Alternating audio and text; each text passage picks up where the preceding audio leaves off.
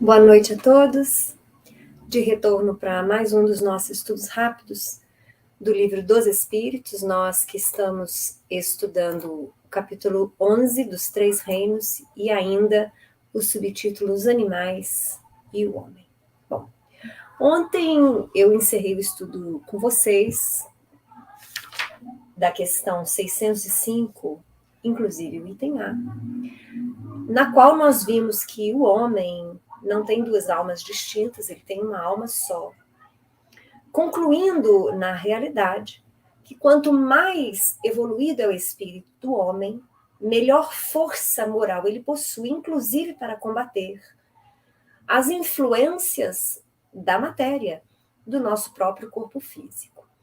Então, quanto mais apegado à materialidade ao espírito, demonstrando ainda o seu atraso moral, a sua pouca elevação, mas os instintos parecem dominá-lo. Então, nós vamos ver aí os arroubos de ódio que descambam em crimes. Nós vamos ter a expressão do desequilíbrio no campo da viciação, viciação moral, viciação fisiológica. Então, na medida em que o espírito evolui, a sua força moral, a sua força mental, que advém das experiências incontáveis percorridas, é que vai sobrepujando o ser, acima dos instintos que poderiam nivelá-lo às mesmas reações animais.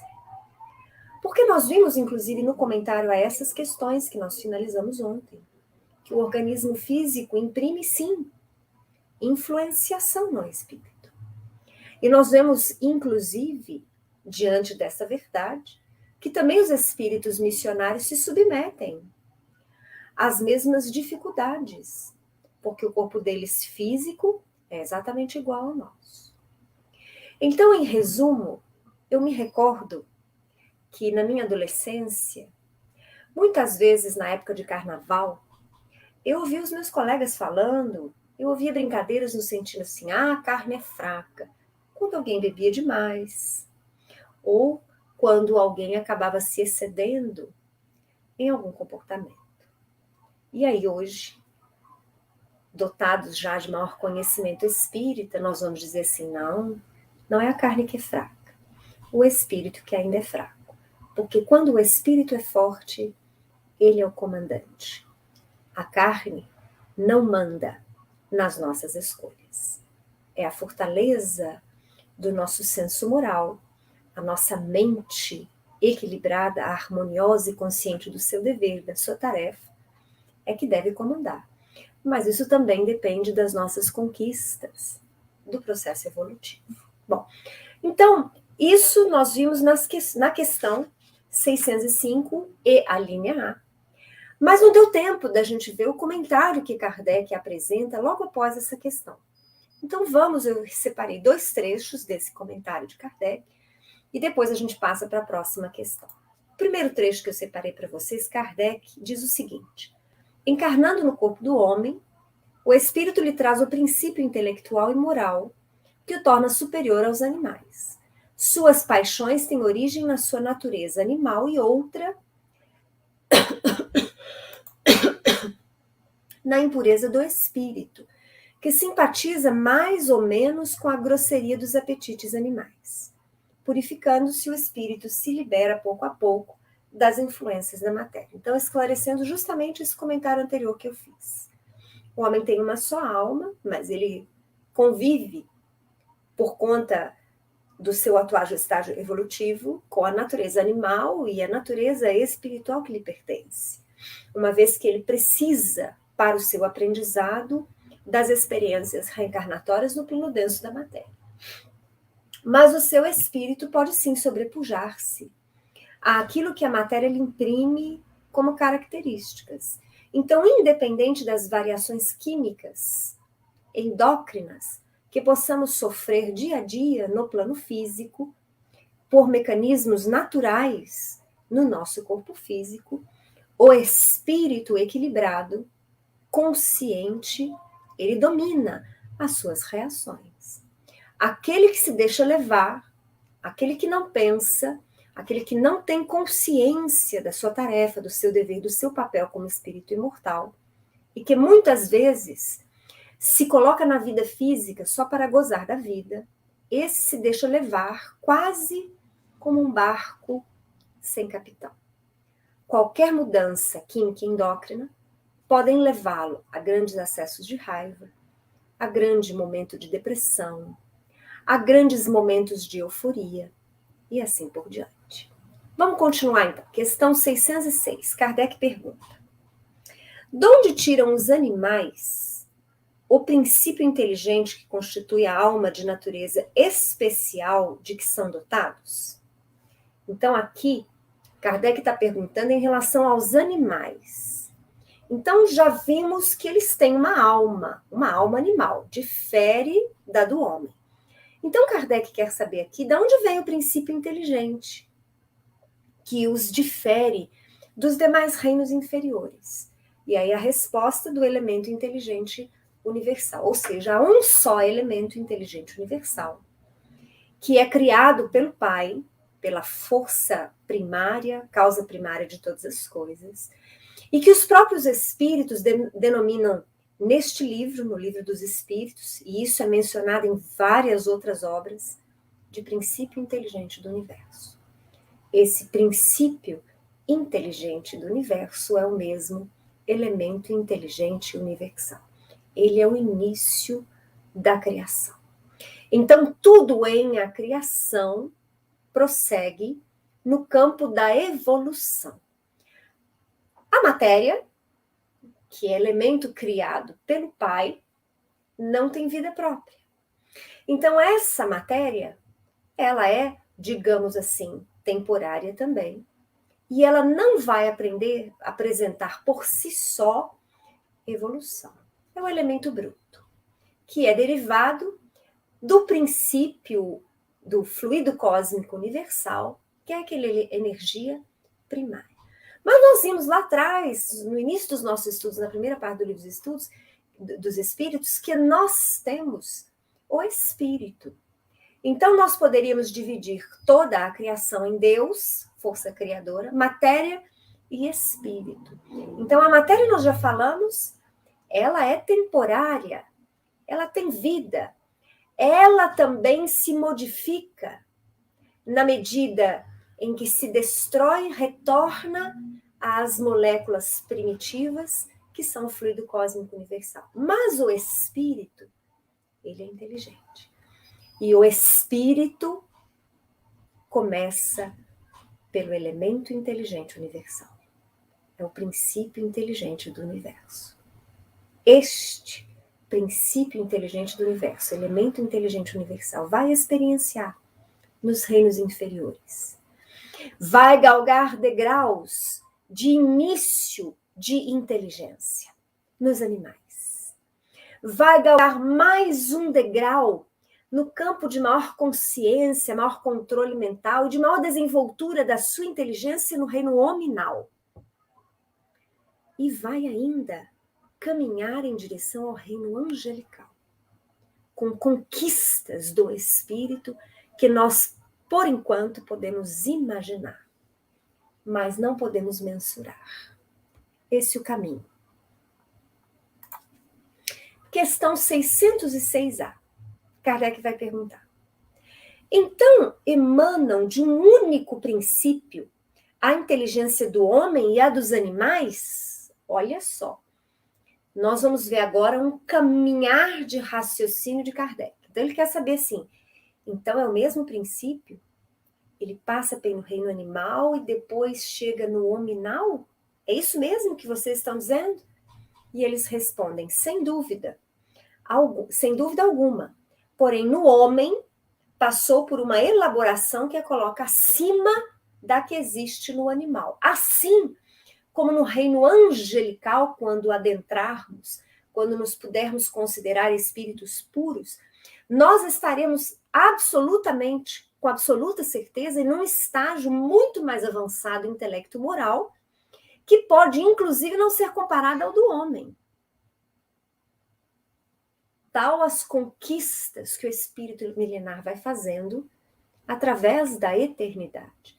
Lá no início, nessa primeira parte do Livro dos Espíritos, nós vimos, né, Kardec perguntando a eles se nós um dia compreenderíamos a natureza íntima de Deus. E os espíritos naquela ocasião nos disseram que não, que falta-nos sentido para tanto. O que quer dizer isso? Falta-nos conquistas que no reino angelical nós faremos. Nada nos é dado, não há dons gratuitos, não há uma premiação aleatória pela criação em relação aos espíritos. Há toda uma meritocracia de conquistas, de trabalho, de estudo, de dedicação, de experiências infinitas no campo da matéria densa e nos planos espirituais, que vão transformando o espírito no ser angelizado, que todos nós um dia viremos a ser. Então, é muito importante que nós entendamos este elo contínuo que nos interliga. Porque já passou da hora da nossa humanidade ter nível maior de compaixão para com a própria criação, para com a natureza, a flora, mas a fauna também. São nossos irmãos menores. Então, nós já fomos um dia que se encontra perdido no passado dos tempos. Nós também já fomos um princípio inteligente em experiências incontáveis. E hoje estamos como espíritos com E maiúsculo, experienciando no reino nominal, transitando hoje por uma fase de transição do próprio planeta Terra, no qual deixaremos de ser habitantes de um planeta de provas e de expiações e, quiçá, passaremos a ser habitantes de um mundo de regeneração. E aqueles que não acompanharem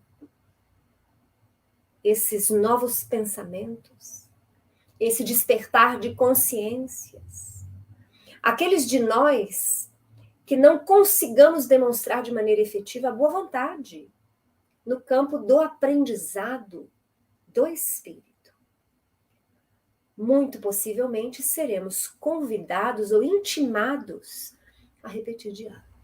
E não poderemos aqui permanecer. Então, nós vamos percebendo que a impositiva evolução vige também para os mundos, para os sistemas, para absolutamente tudo. Aquilo que há no macro, há no micro. Já ensinou Hermes Trismegisto, mais de 3.000 anos atrás. E nós vamos caminhando, não só na ciência do espírito, mas na ciência da própria matéria, aqui o mundo estuda, e vamos percebendo os elos, as similitudes.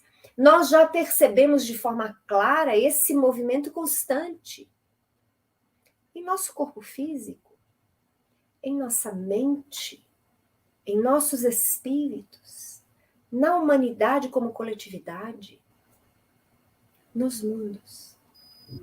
Não seria diferente em relação aos animais.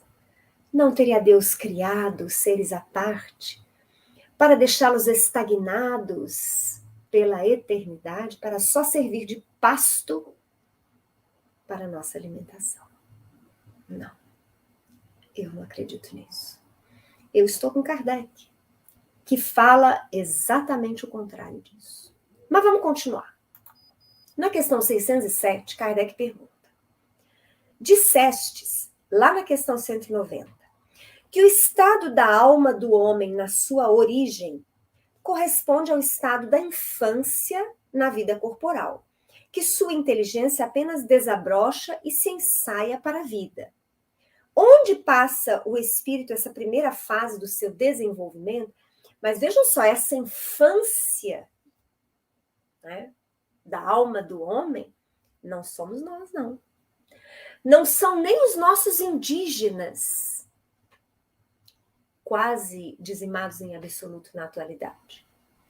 São aqueles homens mais primitivos da Terra primitiva. São os homens sapiens sapiens que nos antecederam. São Homo sapiens que veio antes do sapiens sapiens. O Neandertal que veio antes. São estes homens primitivos. E pelo próprio estudo dos fósseis, dos caracteres inscritos nas cavernas, nós já conseguimos compreender de forma muito clara que a inteligência daqueles homens rudes era ainda muito incipiente, comparando-a com a nossa. E eu imagino que espíritos elevadíssimos, nossos irmãos, quiçá, de outros mundos planetários superiores, devem olhar para nós e dizer assim, como a inteligência deles ainda é incipiente. Então Kardec percebe essa evolução nítida que a própria ciência comprova e no campo da inteligência nos apresenta uma inteligência rudimentar no homem e uma já mais avançada, a de hoje. Mas ele quer saber então, antes disso, aonde que o homem experienciou? Numa série de existências que precedem o período a que chamais humanidade. Responderam. Kardec estava indo pelas beiradas, e agora vocês vão ver nas próximas questões, eles explorando um pouco mais isso.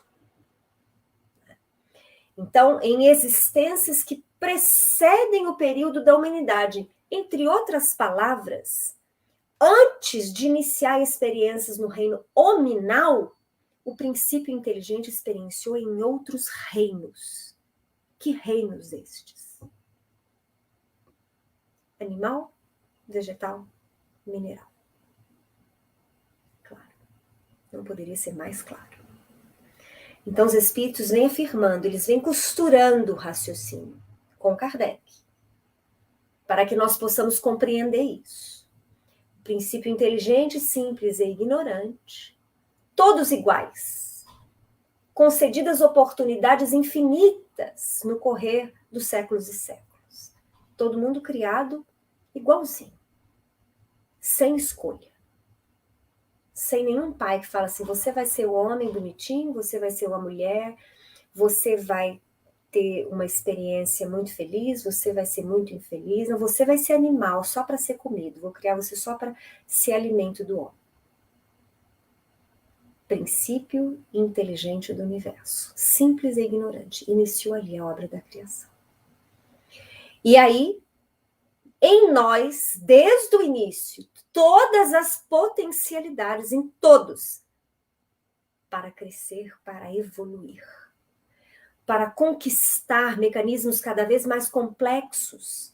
No campo do espírito, aprimorando a mente, o raciocínio, a consciência, mas no campo também com estas complexidades que vão se avolumando no espírito, imprimindo nos corpos físicos maior elaboração, para que o veículo sirva à melhoria nossa como espíritos. Então,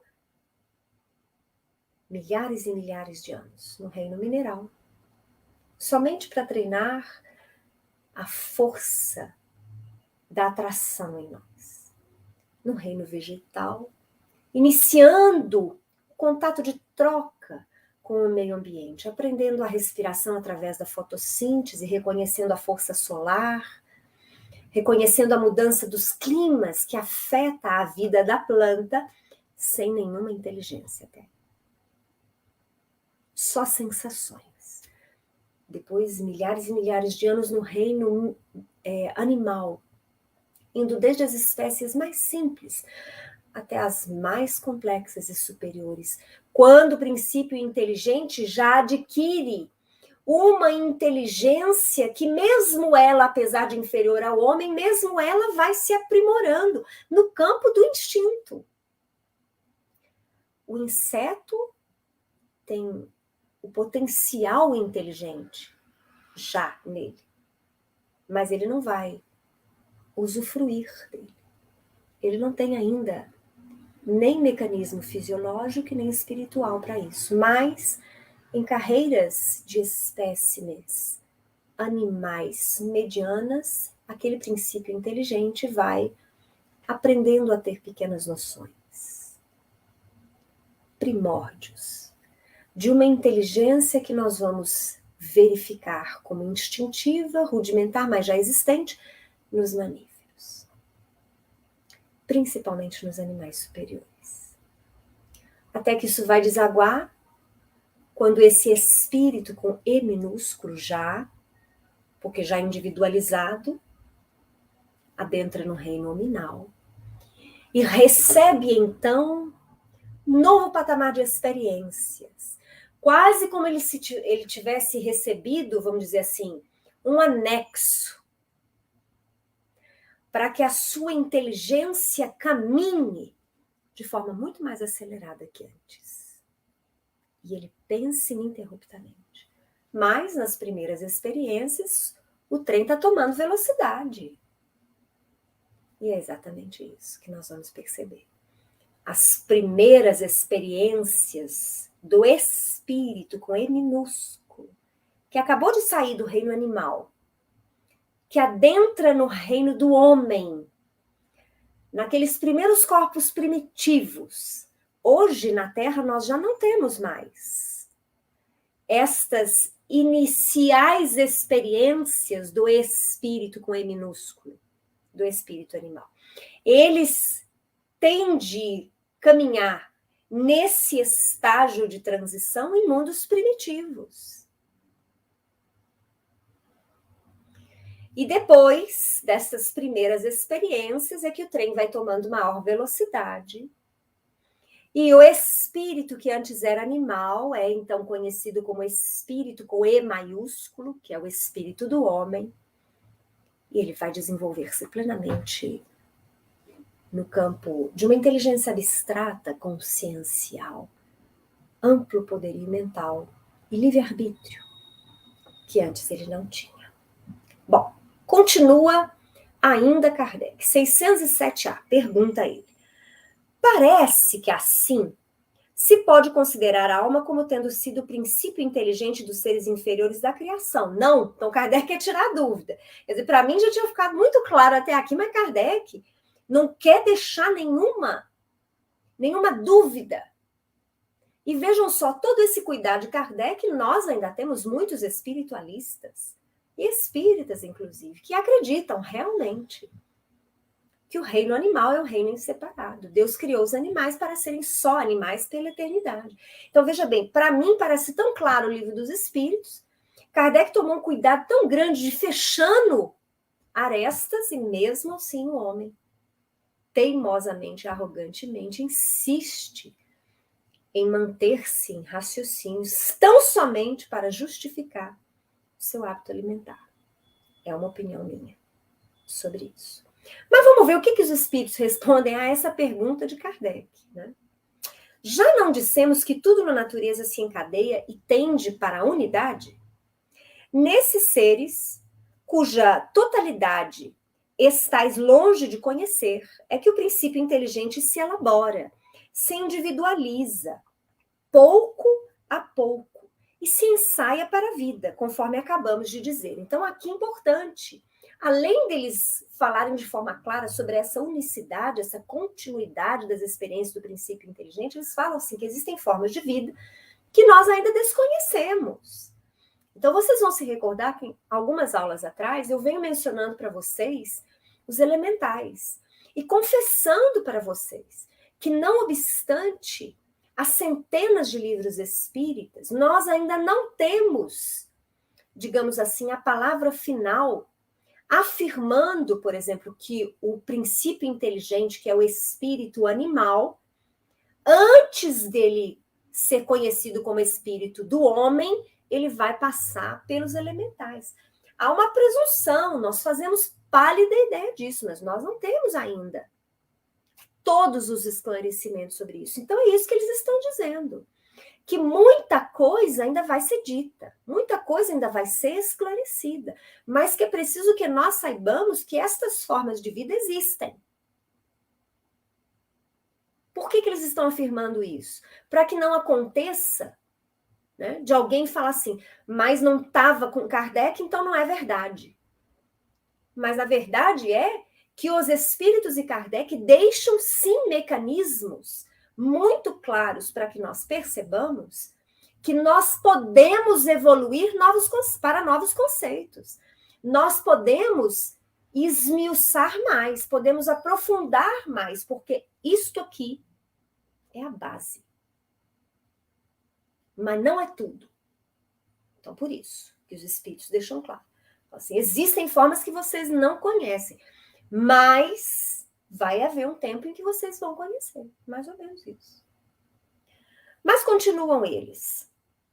É, de certo modo, um trabalho preparatório, como da germinação, por efeito do qual o princípio inteligente sofre uma transformação e se torna espírito. Então, vejam só, eles falam aqui que há realmente uma transformação.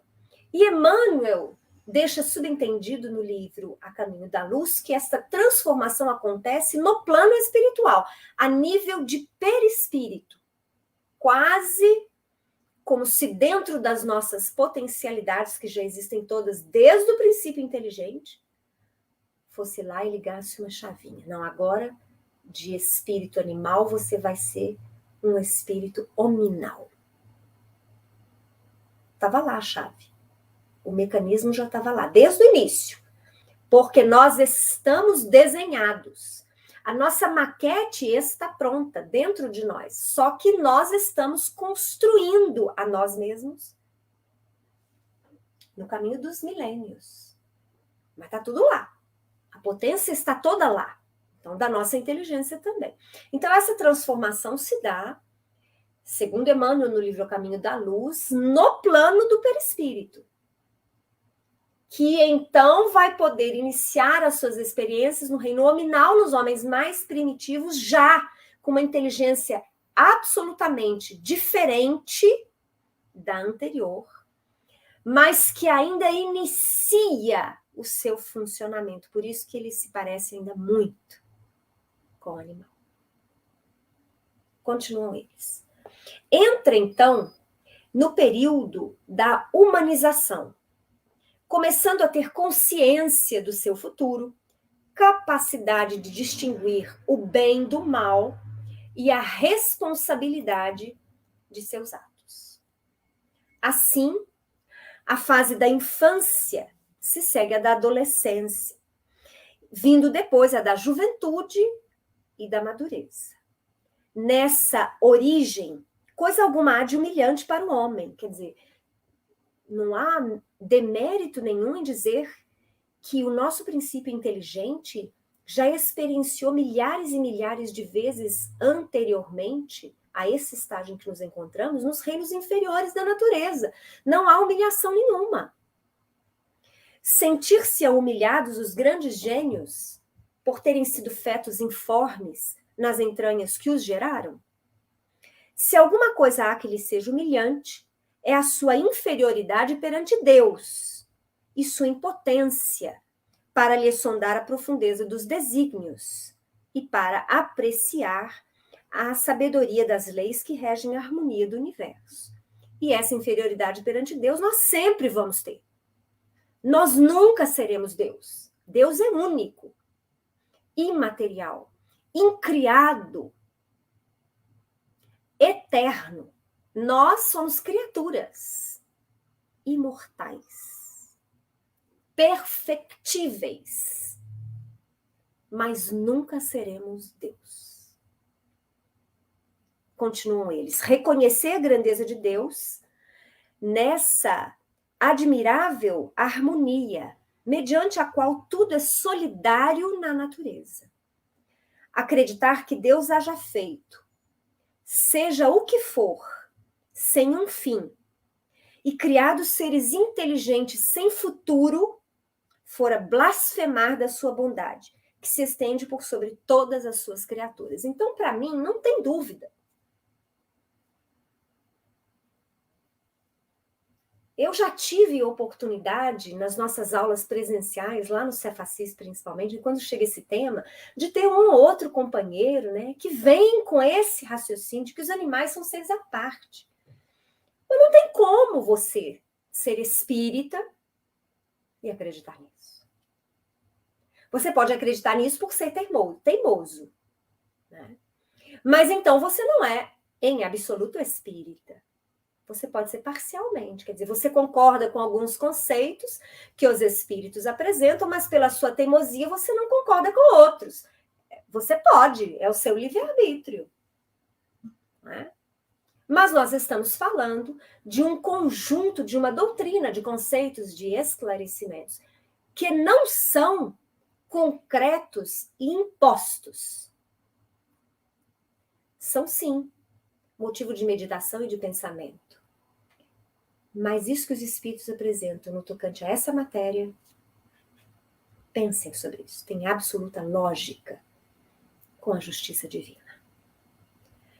Essa parte que eles colocam assim, fora blasfêmia, quer dizer, seja o que for, quer dizer, acreditar que Deus haja feito, seja o que for, sem um fim, e criado seres inteligentes sem futuro, fora blasfemar da sua bondade, que se estende sobre todas as suas criaturas. Ou seja, por que Deus não seria bom para com os animais? Por que Deus não seria bom para com a natureza, que é sua obra criatura? Porque Deus só seria bondoso conosco? Ou porque Deus só seria bondoso com os anjos? Porque no passado, e infelizmente ainda hoje, nós temos ainda entendimentos em igrejas dogmáticas e tradicionais que acreditam que assim como os animais são seres à parte, somente para servir de alimento para nós, os anjos também são seres criados à parte, já perfeitos e absolutos. Ou seja, Deus teve preferência na hora da sua criação. Ele criou subníveis. Ele é um Deus parcial. E esse não é o meu Deus. Esse não é o Deus apresentado por Jesus. Não. Não é. Bom, e então a gente vai encerrar aqui, né, essa 607, a linha A, porque senão eu me empolgo muito, aí vocês vão ficar me escutando falar dessa matéria há muito tempo, não é esse o meu objetivo, né? Na terça-feira que vem a gente volta, ainda dando seguimento a essa matéria, os animais e o homem, e possivelmente entrando no próximo tema que fala sobre a metempsicose. Vou deixar vocês curiosos sobre o que seria a metempsicose, que os espíritos vão esclarecer-nos sobre isso. Eu agradeço a presença da Selma, da Vera Lúcia, de todos aqueles que acompanham os nossos estudos. Espero que estejam gostando. Voltamos na terça-feira, às 7 horas da noite, para os nossos estudos rápidos do Livro dos Espíritos. Uma boa noite para vocês.